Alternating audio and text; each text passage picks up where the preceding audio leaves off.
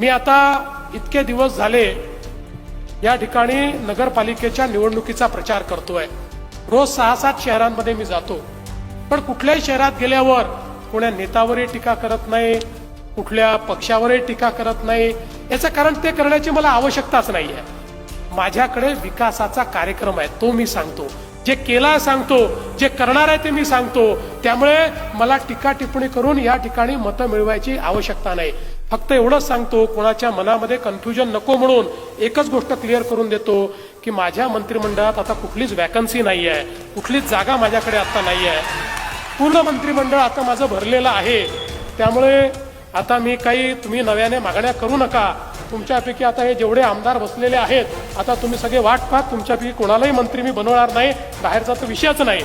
त्याच्यामुळे आता सध्याची वॅकन्सी नसल्यामुळे मी कोणी काही सांगितलं तरी तुम्ही काही त्याची फार चिंता करू नका। आणि दुसरे काय सांगतात याची चिंता करू। आपण या ठिकाणी विकासाकरता एकत्रित आलेलो आहोत, विकास आपल्याला करायचा आहे। आज बघा, आपण वेगवेगळ्या योजना या ठिकाणी आणल्या। आपल्या प्रधानमंत्री